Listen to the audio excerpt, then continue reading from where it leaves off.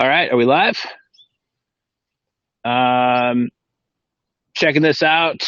I am live with an app called Restream.io that allows me to go on multiple channels at the same time, as opposed to just going live on Facebook, just going live on Twitter, whatever. Come on, buddy. I don't think I can swap the camera out here, and it's mounted on the jogging stroller right now. But got my 17-month-old and with 2 legs, and my 7-month-old with 4 legs out for a walk right now. So Finley is a Piradoodle.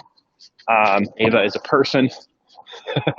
Piradoodle, if you don't know that definition, is half Great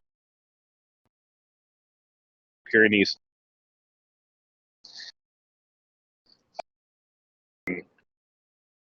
Poodle, more of like a said Corona.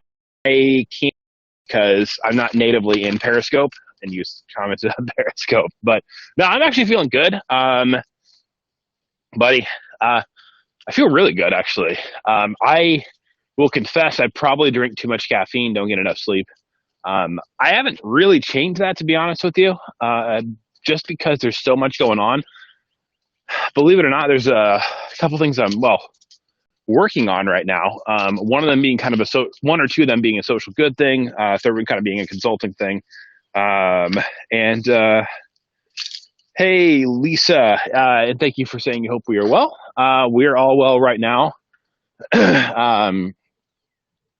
We are actually just kind of enjoying life here in Missouri. I did go into my day job for the last week, just on the transition. Didn't have to. Just hang on. I got to bump the stroller up. A stroller is a weird camera situation here. We're going underneath the pines. Wish I could show you the neighborhood, but again, I'm on multiple platforms at the same time, off my phone, attached to the jogging stroller, so I can do. Yeah, I did wind up going into the office, but there was like nobody there, so it wasn't too bad to social distance. I didn't stand near anybody, basically didn't meet with anybody in person. We just moved, so the neighborhood was built like the 1920s, 1930s, and all the houses were paid for before the Great Depression hit. And it's got a wine cellar, which is like, I mean, yeah, I don't think personally, I hate wine, and we're not like rich people who collect wine, so don't really need that wine cellar. But it is nice to be able to flip that thing into an office, which wasn't done yet. So as soon as that's set up over the weekend, I'm gonna be working from home. Yeah, that's what's going on. So I don't know. Some of you guys have been totally shut in. In Illinois, I believe you are completely shut in now. The word came down the pipe. Was it last night or tonight? You got to be completely shut in, nothing going on. So, like everybody else, we've been doing some running out to stores to try to get some, a few weeks of stuff built up and that type of thing. But I mean, it is eerie, man. I mean, it definitely does feel weird to be like living in a city and not see anybody outside their house or anything. So, just gonna kind of run down an agenda here. New podcast. I'm going to talk about, which actually has been in the works long before this thing hit, because everybody's like, oh, I guess I'm in the house all day. I should start a podcast now. I'll loop back on that. And then the second thing I want to talk about is just answering some social media questions that have come in over the last 24 hours.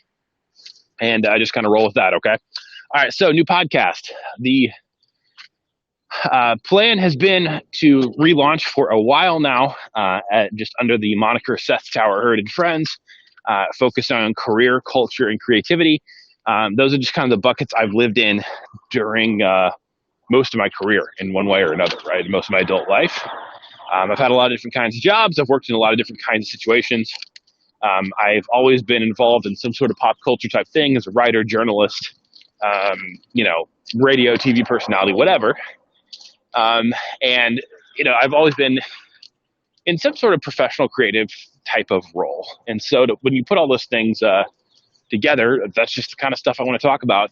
I really had to take a year off podcasting, honestly, because of space more than anything else. I just couldn't get it done. We were in a 900 square foot apartment, 2 adults, when we moved in, a 5-month-old and a cat. When we moved out, we were 2 adults a 15-month-old, 16-month-old, and 50-pound dog. By the way, one of the reasons to get this particular breed of dog was because I grew up with Great Pyrenees. They're amazing, amazing dogs, but they're also extremely loyal and fierce guardians. And Ava, you watching me record some Facebook Live, Twitter Live, YouTube? They're amazing guardians. And so, honestly, St. Louis is a high crime city, and we're sort of, before all this stuff hit, planning for that. So I'm going to be talking about on the new podcast stuff I'm doing during this time, because honestly, I'm just not a person that's going to buy into the idea that there's no way to win. There's a famous scene in Star Trek that came up both in the show and the movies about a simulation every captain has to go through called Kobayashi Maru, where as the captain of the starship, you have to decide how you're going to go out in battle in a no-win situation. So you're just going to fight to the death. You try to get your crew off in escape pods, and then are you going to go ahead and just ram your ship into the alien ship and try to kill them too? You're going to collapse on a floor in a puddle and just cry. What are you going to do? And in the show and in the movies, Captain Kirk winds up changing the simulation so that he wins. So basically, he cheats death. Now, I don't think I can cheat death, but my mindset is very much of a Kobayashi Maru thing, where it's like, when everybody else is going to get freaked out, I'm just going to change the rules and win in some way. And the win may not mean that it's like, oh, when the economy's done, I'm going to make $1 bajillion. No, it's not like that. I am just going to keep moving forward. And even if I'm only treading water in my life right now, things that I learned to do before aren't possible, I'm going to come back from this so much stronger and so much more ready. We will come out of this thing, okay? This is not the end of human civilization. That is possible. Nuclear war, some other disease that's worse. I'm not going to say that there isn't something that would be what the preppers called Teotihuacan, the end of the world as we know it. This ain't it. We're going to get back from this. Hang on. I got to put my daughter's beanie slipping off. I don't want her head to get cold. Hey, sweet pea. Sweet pea, sweet pea.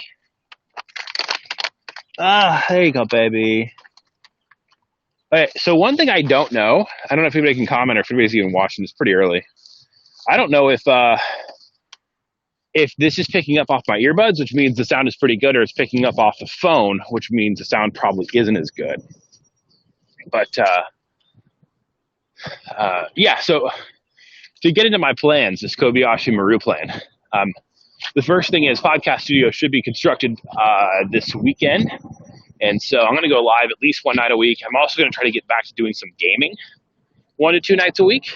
I had been doing that on my lunch hour. I might still be doing that on my lunch hour, actually. And, doing some gaming online. And normally what I do during that time is talk about career development, personal goals. I call it the adulting gamer. And that's a lot of fun. And then I'm just going to start having my friends on. And we're going to talk about career culture, creativity. In this case, we're probably going to talk about it through the lens of what do you do right now? You can listen to forecasts that it's going to be really bad, and it might be. We might have huge unemployment out of this for the quarter. At some point, the economy is going to come roaring back. And hey, what's up, Bonnie? My office mate, Bonnie, is here. Memphis expat. If you're over on Twitter, you can give her a follow. Unless she doesn't want you to. I don't know. I don't know if she has a lockdown profile or not. In that case, she doesn't want you to follow her. I don't know. You can comment. But yeah, I'm just going to start having conversations every night. We're all cooped up. I would say take the time to learn as much as you can during this time. Certainly take some time to chill, but see this as an opportunity because, like I said, it is not Teotihuacan. It is not the end of the world as we know it. So on the other side of this, what do you want to be is the real question. And I'd already answered that. I want to be a podcaster again. It was just that I really just didn't have the physical space. Like I said, 2 adults, baby, cat, dog, 900 square feet wasn't possible. now that it's going to be, I want to do that again. Amanda, my wife's going to be painting again, which again was just too hard in such a small space with a baby. Not that, Finley, don't chase that. We're on the internet. Ugh. I'm getting him an anti-pull harness because he's so dang strong, which is what I got him for.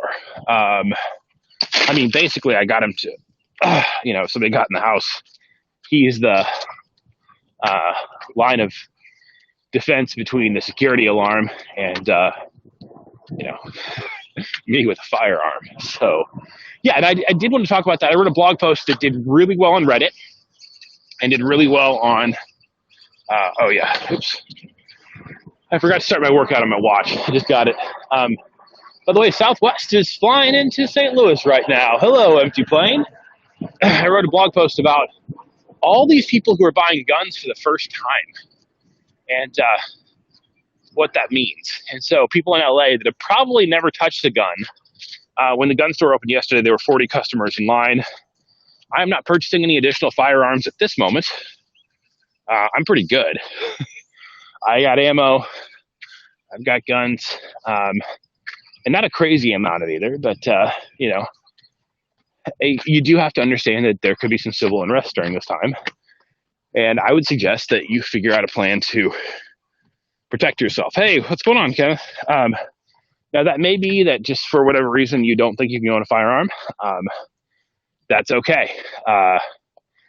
Maybe somebody has mental health issues in the house. It's not a good idea. Then it's not a good idea. And maybe, honestly, you just find them scary. And that you can't palate it. Then that's good. You should know that. I would suggest in that case, you at least go get some bear mace, which is a not terrible way to try to neutralize a threat. Somebody got into your house, and I would suggest that you have a secondary place to go outside of a major city so that if there is any kind of craziness, go stay with a family member, go stay with friends. Some of my relatives, we're in St. Louis. We always can go back to the farm. There's no internet back there. But some of my relatives are at their farm in Iowa, from St. Louis. So that is certainly a situation that might be worth exploring for you. But don't let it catch you off guard. Again, through all this, I'm telling you, keep it. I had an Instagram post last night, and it was a collage picture of Busch Stadium, movie theater seating, Shuba's music venue in Chicago that I've seen a lot of great acts at, and then just St. Patrick's Day parade, which are four of my favorite things. And I just said, you got to keep these things in your heart. I guarantee you I will cry each one of those things. First time I get to go to a Cardinals game this year, I'll tear up. First time I get to go back into an actual movie theater, I'm sure there's going to be a tear. First time that I just get to go into a freaking restaurant and eat something next to people, say hi to people. I'm somebody who talks to strangers a lot, which is what I'm doing right now. And so, man, I won't take that for granted again. If there are a lot of silver linings to this thing, believe it or not. One of them is we had become so coarse as a country to other people. Sociologically, the average person is down to like 1.8 friends or something like that. Most people are pretty lonely, pretty active on the internet, but pretty lonely in real life. And we had become so politically and culturally divided, and not necessarily always along red and blue lines, but also rural and metropolitan and a bunch of other ways that you'd split up the country. Everybody got kind again real fast. And I don't hate that. And I I hate that we've had to smash a part of the American economy to get there. But I'm not gonna build the result that we're kind again. And I certainly hope we'll forget that lesson again eventually, but I hope it lasts longer this time. I don't know about you, but at times I had thought about,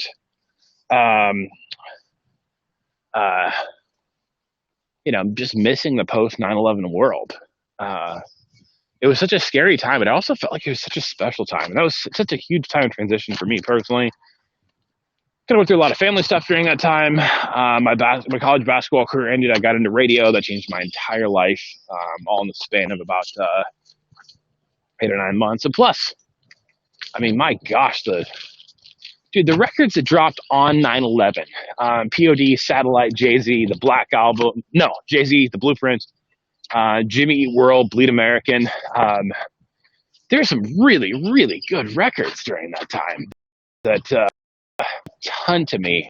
Even though I think it came out in 2000, Dashboard Confessional, the places you come to hear the most. Anyway, I wrote this blog post as content creation is really important. And one of the questions I got about, all these people that, say, I think I need to own a gun for the first time. One of them was, hey, I just saw a guy in a store buy a 1911 and then asked which was it's the model combat pistol. Literally, hang on, Finley. You still hear me? There we go. It was the combat pistol from World War I. So it's definitely outdated technology in some ways. Also very reliable technology in other ways. But normally a 1911 pistol takes 100 rounds to really break in to work well. So until you shoot it about 100 times at the range, it's not nice and loose and it's not going to function completely correctly. So if you buy a brand new one and God forbid somebody breaks in during this crazy time or after this and you've just never, given it the proper care, it may not work in a potentially life-saving event. And that's why I wrote that blog post. If you don't know what you're doing, you're better off just not doing it. There's a link at that if you want to text me, email me. I did a little consulting around home and personal security. Something I know quite a bit about. I'm going to keep probably going down that route. Second thing people have asked me is about the shelter-in-place thing by my relatives in Illinois. Illinois was already a hellhole before this started, so at least they're kind of used to. Oh, buddy. Didn't want to have to pick up poop during a live stream. And yet that's where we find ourselves. But basically, everybody's safe. And okay is the way I would say it. I have no idea at the other end of this. The problem is you don't know how dangerous this thing is until it's over. One of my friends texted me last night. His wife got laid off for a month, and he's talking about 12, 15,000 people died of H1N1 and Spanish flu and SARS and all this other stuff. And interesting. Hang on. Oh, there we go. Heads.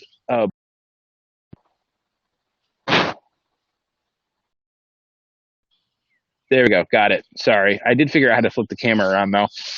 I don't know how many people can keep watching this thing because I got to stop to pick up poop, but at least I can keep talking to you.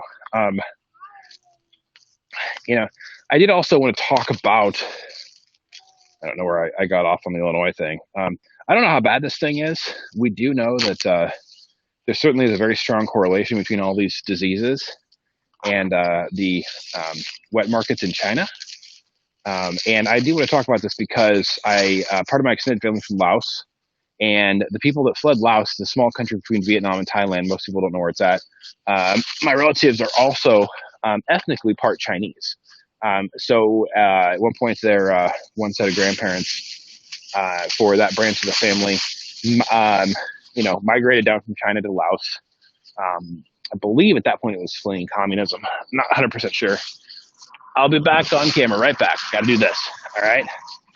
And so, just as we talk about this subject of, there we go. Yeah, baby, we're moving. Sorry. As we talk about, where these diseases have all come from, just know that I speak as someone who has never had a Thanksgiving without people of partial Chinese blood. Okay? The world should be putting sanctions and repercussions on China like, oh, is your hat in your way? I'm sorry, CP. Do you want to take it off? Okay, she wants her hat off. Yeah, baby. By the way, I have so far kind of not put my kid, oh, you want it back and hold your hat? So what's going on? for the most part, I didn't put my kid on the internet. It's because of safety. Did have some, back when I was in radio, I did have a couple issues with, I had to get the police involved with stalker type situations. Nothing too crazy, but things that made me uncomfortable. And again, I am a 6'6" freaking giant with several firearms. So, but it doesn't take much for somebody much smaller than me to hit me with their car while I'm out for a walk or something, So I just tried to protect my kiddo from that until later. I don't know when we'll do the pictures on the internet thing. We've just been very, very careful so far. Anyway, back to how we handle this as a nation. Yes. Oh my gosh. Sorry. I'm getting back to these comments. Test everybody and then quarantine those that are sick. I would agree with that.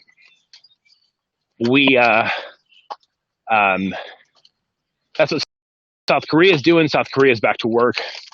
I would say that you are going to see all this quarantining stuff. All it's doing is buying us time. We're trying not to get to the point where hospital beds are overwhelmed. We are making more ventilators, etc. Now, I'm stealing a couple ideas here from other podcasts and stuff like that. Try to do some attribution later. I forget where I got what, but we have not been, as a country, we have not really prepared for serious threats for a long time. One of the questions is, why does the military have to be, the size that the military is, and we've never been invaded or anything? Well, that's sort of like the question of, there's a paradox from World War II where these bombers kept coming in, shot to pieces, and they were saying, okay, so here's where the planes are getting shot. So therefore, we should probably put more armor right there on those bombers so they can make it back. And then a Jewish mathematician figured out, no. That is the opposite of what you should be thinking about. Those are the places the plane can get shot and fly home. So reinforce the other parts. The parts where there's no bullet holes, it's because the bombers that got bullet holes there on the bombing runs crashed. So reinforce the parts that don't have the bullet holes. Pretty amazing thing. Same thing military-wise. I mean, line by line, am I like a staunch defender of exactly the way the military budget is or anything like that? No. I think that we can just get by without one when we talk about how the government handles its money, which is really our money as taxpayers. I would not suggest that. We've gotten very lucky. We have an ocean on two sides and then relatively friendly neighbors to the north and south. But as you see, the world has changed in the last week forever.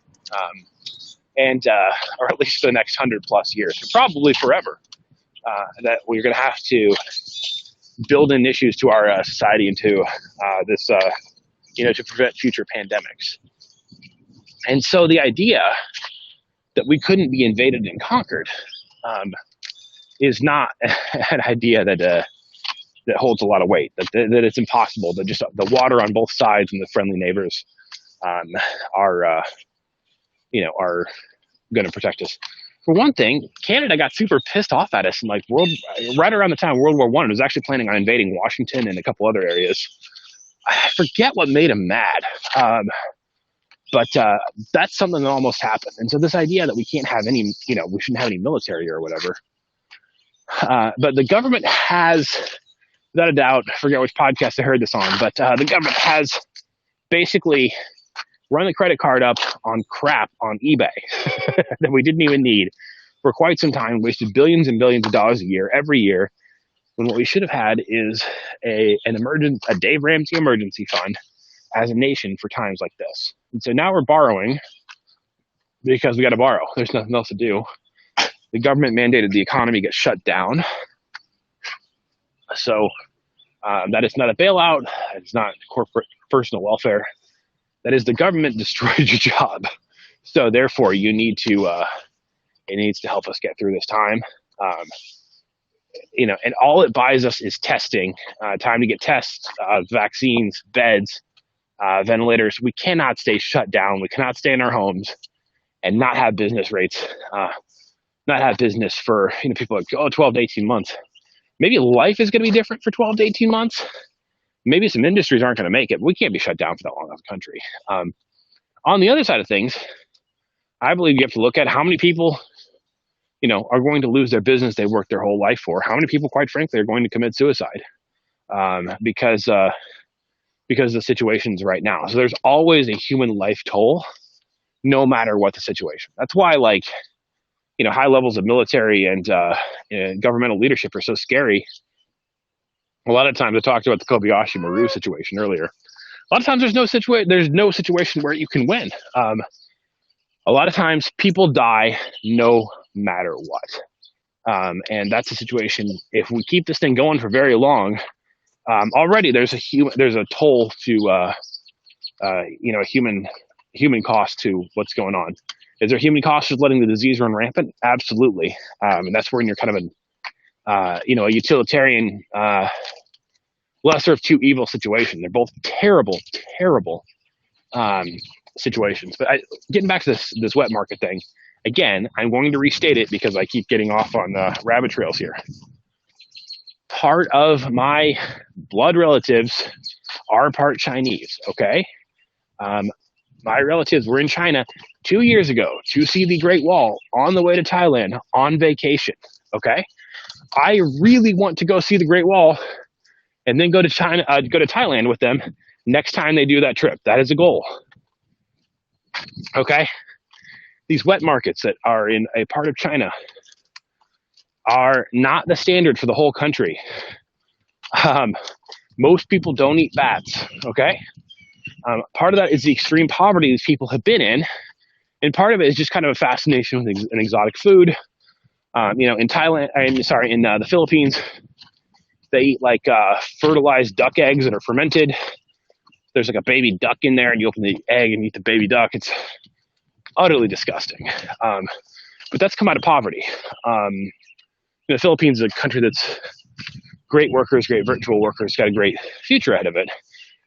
China, because they are under the iron fist of communism, everyone talks about their economy booming and stuff. I mean, sure, on the coast in a few cities, there are a lot of very poor people still. And so, these wet markets are made legal where you can order bat soup, which is where we believe all of these diseases have come from. H1N1, SARS, coronavirus, I forget what else. The 1950s flu that hit really bad. They've all come out of that situation. So China could have contained this thing. They are an authoritarian government that lies. We want to go home? We'll go home. And they didn't, and they certainly should be sanctioned. The long-term economic outlook for the U.S. government, I believe, for the U.S. Economy, I believe, is actually pretty good. We cannot depend on China for medicine anymore. We do a lot of medical manufacturing over there. And they, on Twitter and on WeChat, I believe, basically they threaten to hold drugs from the United States populace. And I'm not just talking about things that, that fight this disease, but they're talking about everything, basically saying, well, good luck to you guys with that medicine. That manufacturing's got to move back here. Manufacturing in general is going to have to move back here. That's probably going to do two things. It's going to raise the cost of consumer goods a little bit, and it's going to bring a lot of jobs back. We had already done that with energy independence. Say what you want about, kind of electricity and Tesla and all that stuff. That stuff is Tesla. Even though it's quote unquote a green electric car, it's still charging off of coal or natural gas in all likelihood because it uses electricity. So until you get electricity from windmills or solar or nuclear power or whatever, predominantly as a country, nuclear power is really the one that's going to scale quickest there. But until we do that, we are not going to really have a quote unquote green car. What we are now is energy independent. We pump a ton of oil, we pump a ton of natural gas. I would prefer that we built a lot more nuclear power plants, as that is the cleanest way of getting energy across the country fast. Okay? But after the Iraq war, we became a lot more energy independent. That is a very good thing. That takes the kind of takes our collective finger off the war button if our resources are threatened. Um, yeah, the vulnerable are definitely threatened. Sorry, I'm not doing a good job of keeping up with comments because I'm walking. But we are much less likely to be war in the Middle East. And think whatever you want about both George Bush's or foreign policy or whatever else when I say this. We're much less likely to be at war because of the fact that we are not as dependent on foreign oil. We can supply our own nation with our own energy resources for the time being. And eventually those energy resources are going to have to shift for sure. All right. So manufacturing hopefully moves back here. China needs to face severe financial repercussions for the fact that they lied about this, and that in one part of China, they do allow these wet markets to continue on. They're still open. I had like a Shih Tzu bark at me. It's funny. They're still open, and that's where all these diseases have come from. Now, there's been some, I don't really care to comment or slice and dice how Trump said it or whatever. Whether or not you think the way he's handled it has been good or bad or whatever. It's just not really, there's enough people commenting on that. But as long as China is going to continue to allow one particular area to have these wet markets where a lot of these diseases are coming from, the world should not be doing business with them.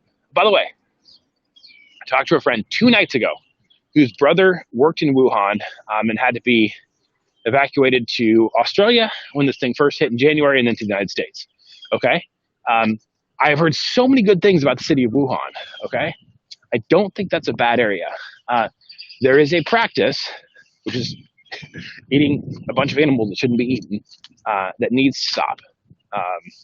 And like I said, the only thing that I think probably the world can do is impose sanctions until China, which does not give you freedom of speech, freedom of religion, freedom of mobility, basically freedom of thought, allows you the freedom of eating bats. It is a really weird line for an authoritarian government, and it's not a long-standing. You might disagree with me, but I'm not a complete dolt. It's not a long-standing tradition in China to eat bats. Okay, I've got a master's degree in both business and a master's degree in history. I've done a decent amount of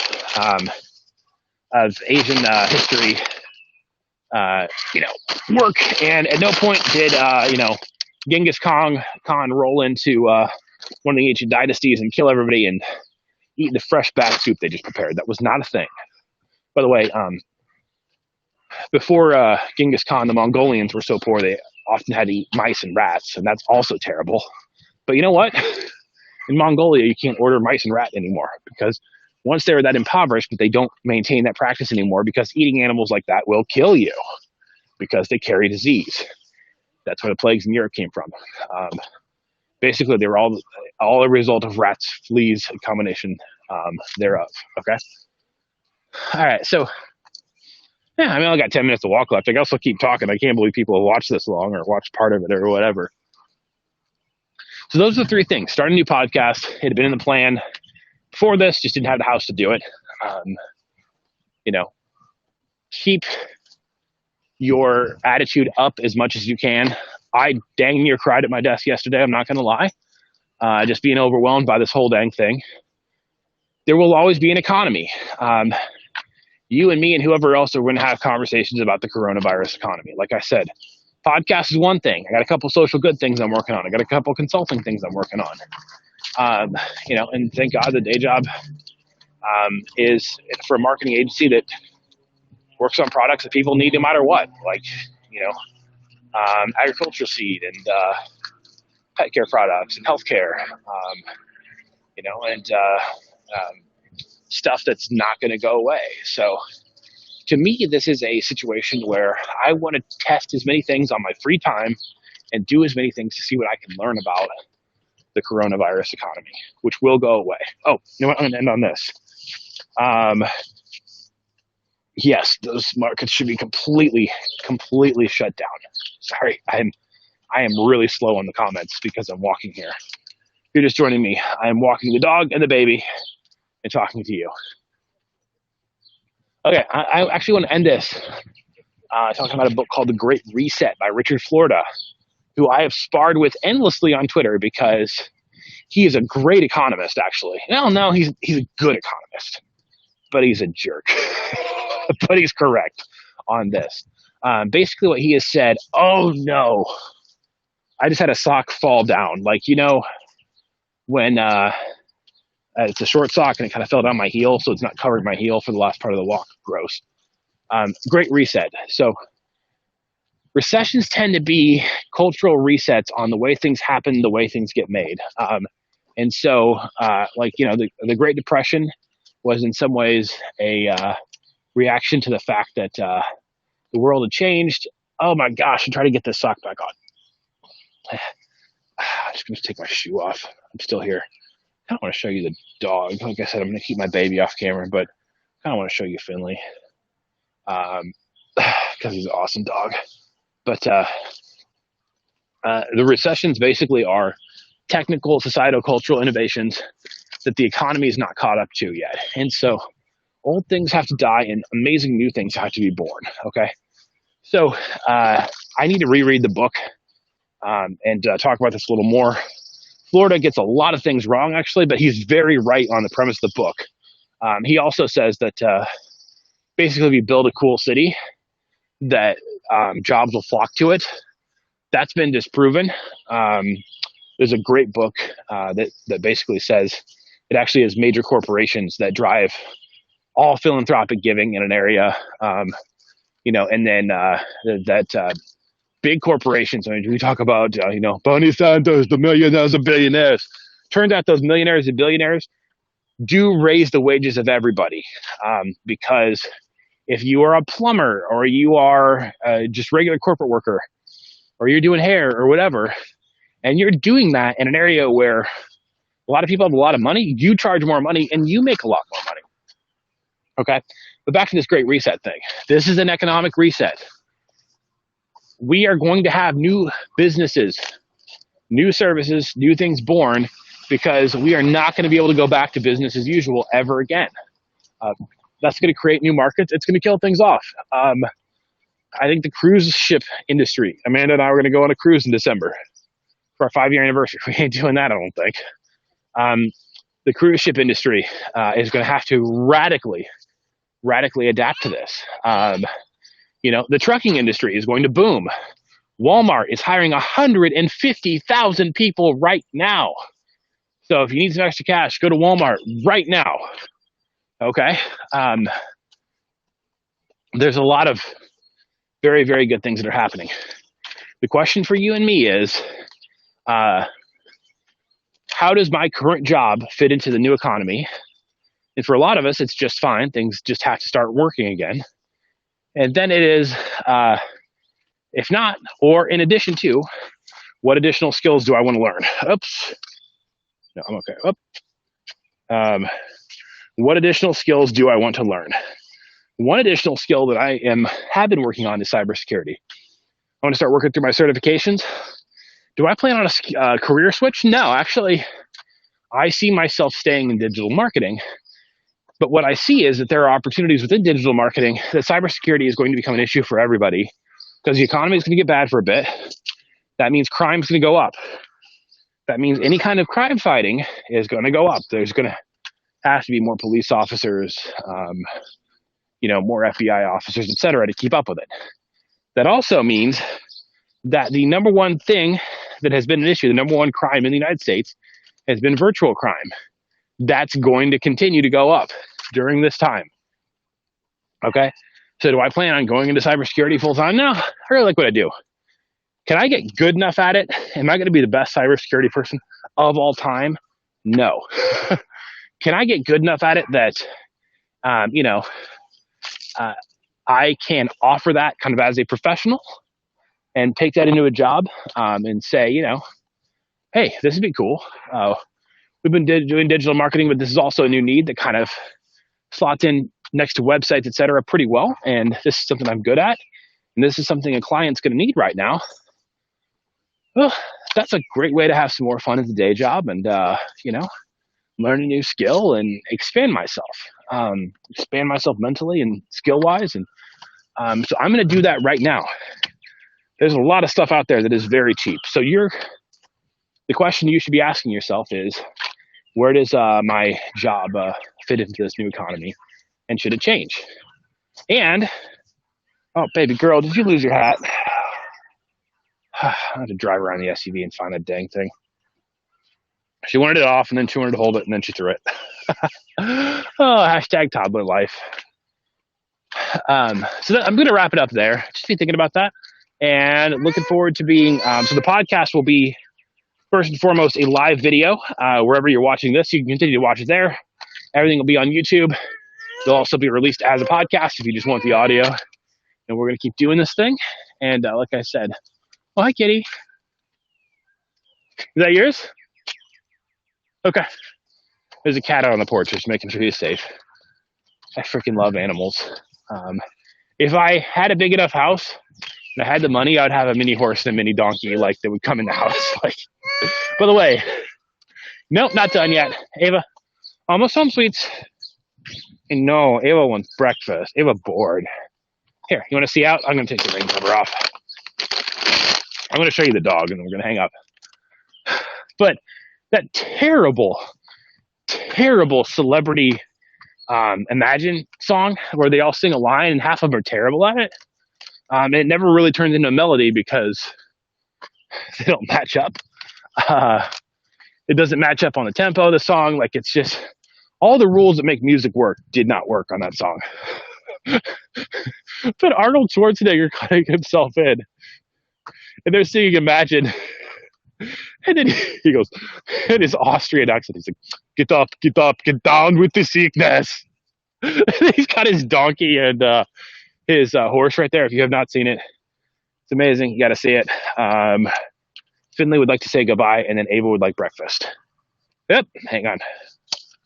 Finley. Hey, buddy. Hey. Let's see.